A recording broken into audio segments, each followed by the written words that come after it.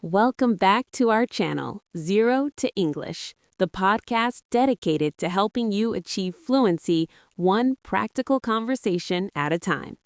We break down real-world English so you can speak confidently in any situation.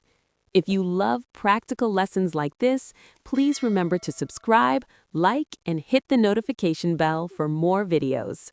Hello, everyone. I'm Perry, and as we look toward 2026, there is a very specific electric energy in the air. In English-speaking cultures, we call this the clean slate effect. It's the psychological feeling that the new year is a blank piece of paper, and you have the absolute power to write whatever story you want on it. It's a moment where the past is forgiven and the future is open. I'm Alan, and I absolutely love this time of year. But Perry, I've noticed a pattern. Every year, people use the same vague, boring phrases. They say, I want to get fit, or I want to be better at English. These are what we call vague goals. They have no power because they have no specific definition. To actually achieve something in 2026, you need the language of precision and intent. You are absolutely right, Ellen. Vague goals lead to vague results. To start our journey today, we need to master the idioms of newness.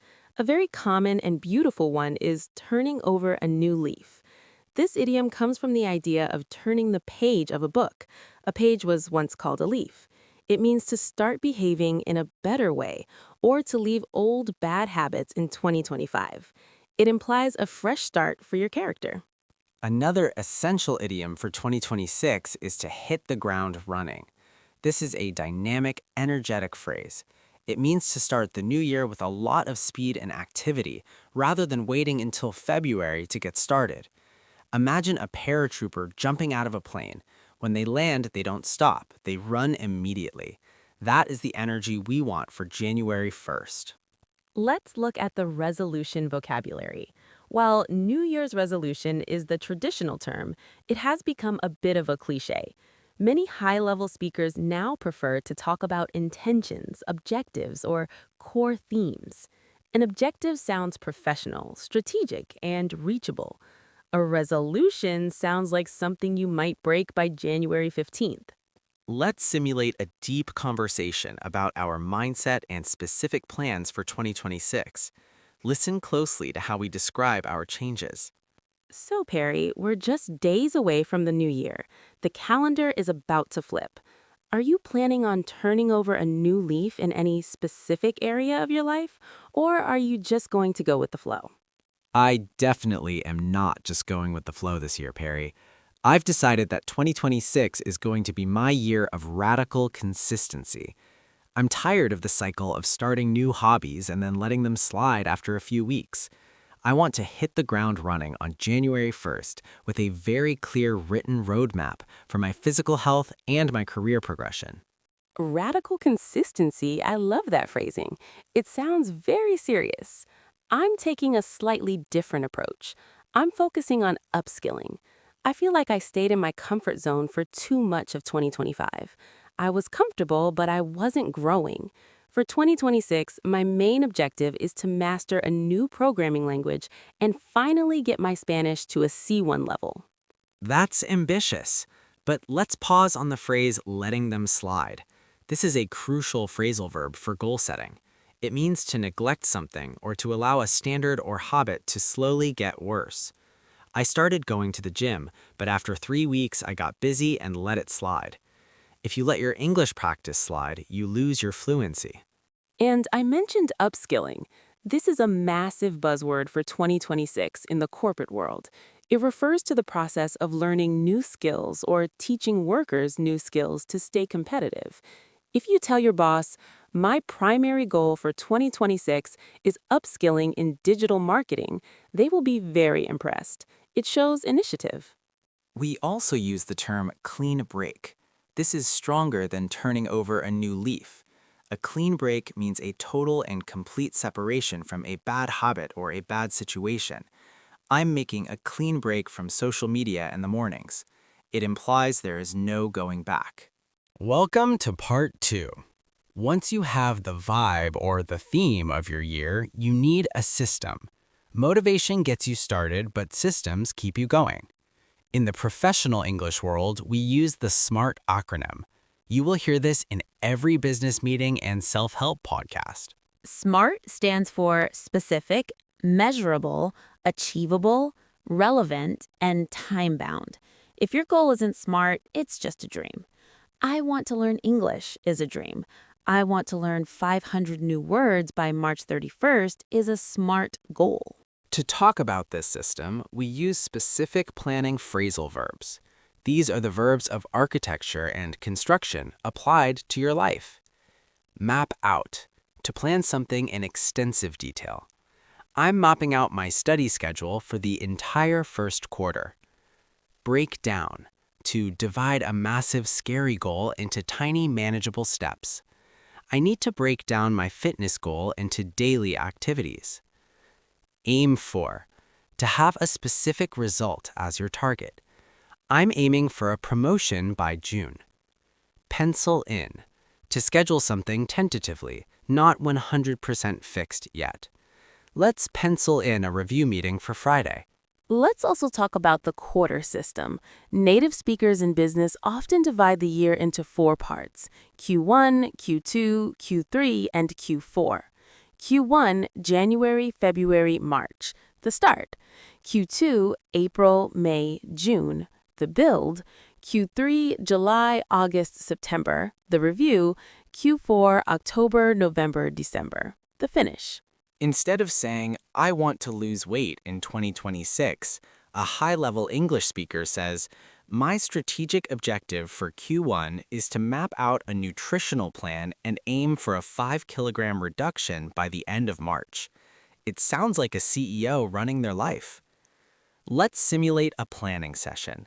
Alan is helping Perry refine her goals so they aren't just wishes. Perry, you mentioned earlier that you wanted to write a book in 2026. That's a huge, intimidating goal. How are you going to map it out so you don't get overwhelmed and quit by February? You're right, it is huge. If I just look at the whole mountain, I'll never climb it. I've decided to break it down into monthly chapters. My goal for Q1 is to just finish the outline and the first 3 chapters. That's it.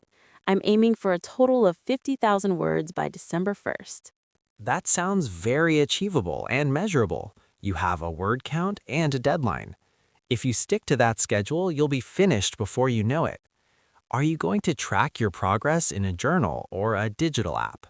I'm using a physical habit tracker on my wall.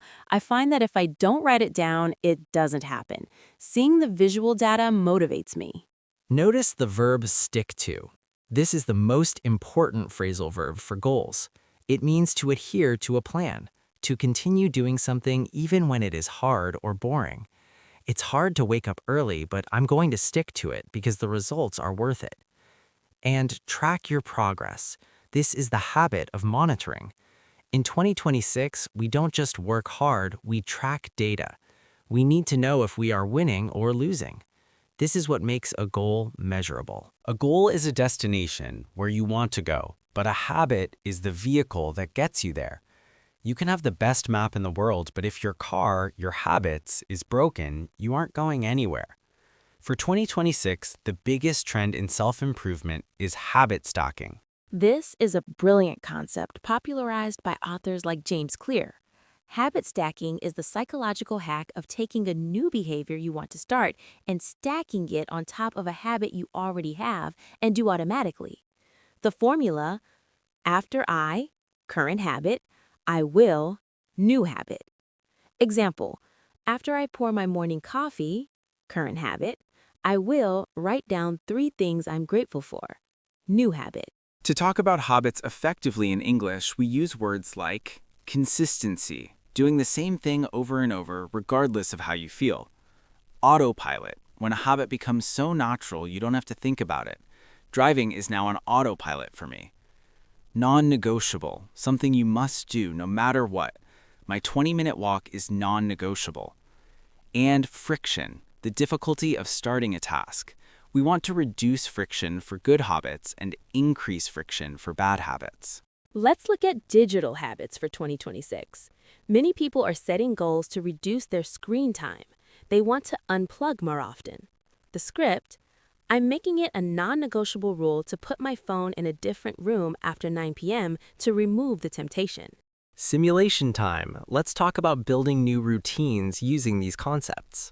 I've noticed you've been carrying a massive water bottle everywhere lately, Perry. Is that a new 2026 goal? It is. I realized I was chronically dehydrated. I'm trying to habit stack. Every time I sit down at my desk to start a new task, I take a long drink of water. Since I sit down 10 times a day, I'm drinking way more. It's becoming autopilot now. I don't even have to remind myself. That's smart. You linked the drinking to the sitting. I'm trying to do something similar with reading. I've made it a non-negotiable to read just 10 pages before I turn off the light at night. That's great. Consistency is really the only way to make those changes permanent.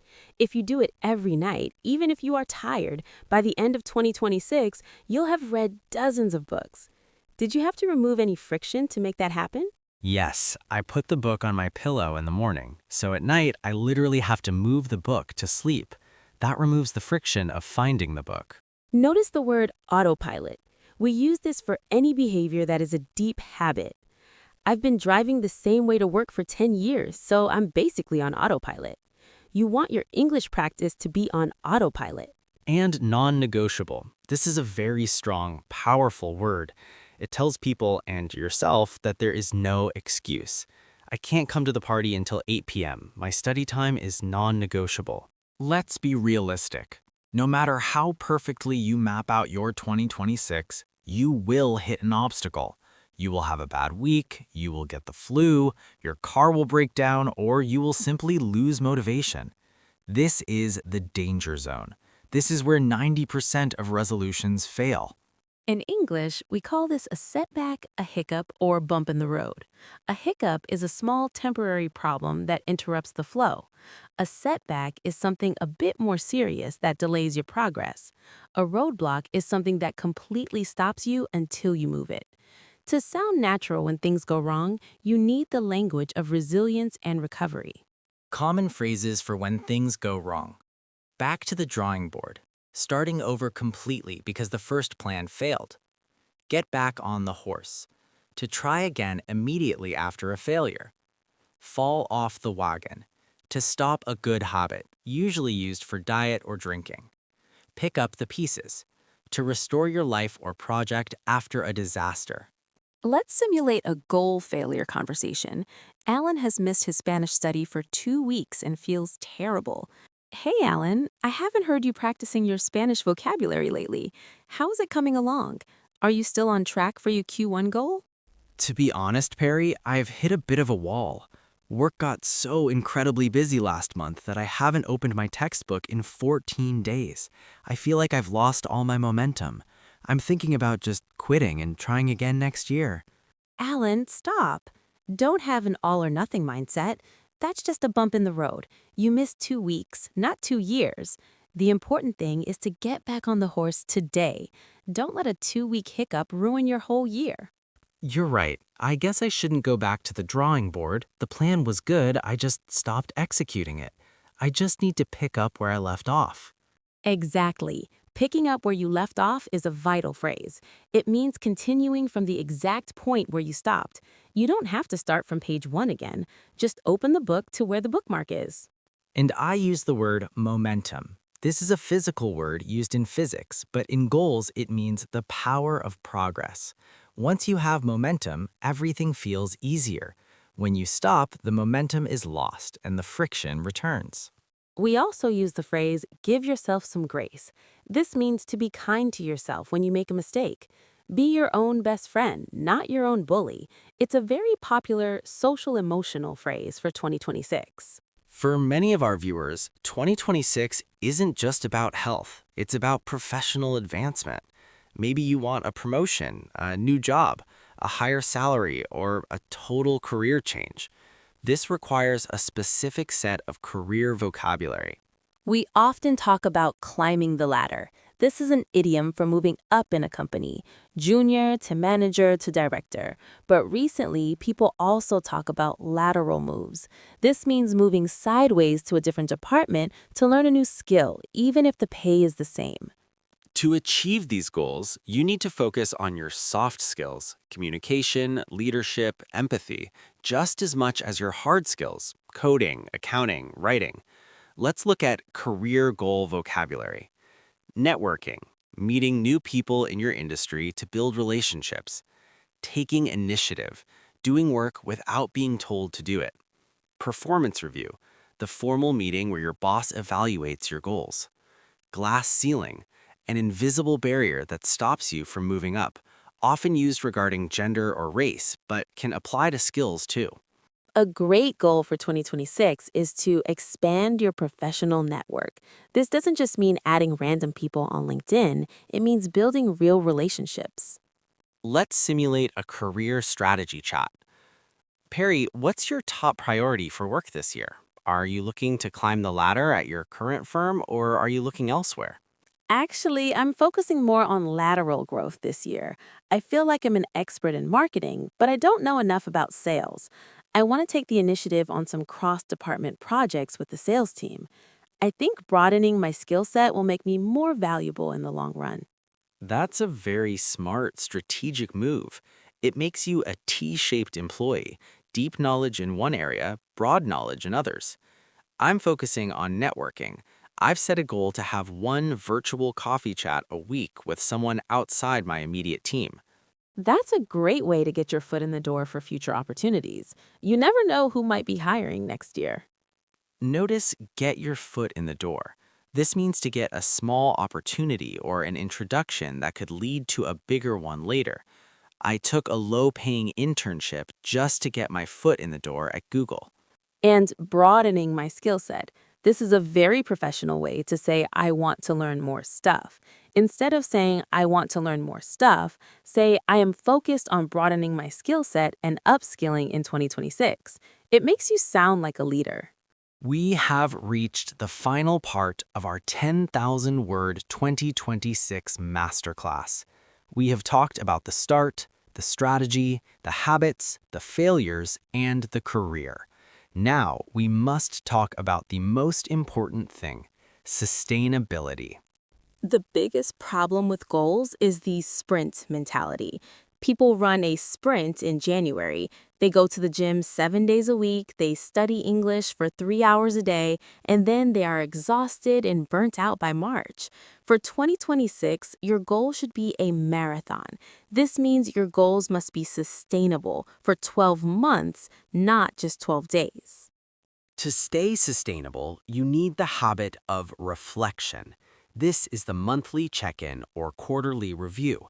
You need to ask yourself 3 questions. What is working? Keep doing this. What isn't working? Stop doing this. And what needs to be adjusted? Change this. We use the word milestone. A milestone is a significant point in your journey. If your goal is to run a marathon, 42 kilometers, running your first 5 kilometers is a milestone. You should celebrate these. Celebrating milestones releases dopamine in your brain and keeps you motivated. Let's simulate the end-of-quarter reflection. Imagine it is March 31st, 2026. So, Perry, we're at the end of Q1.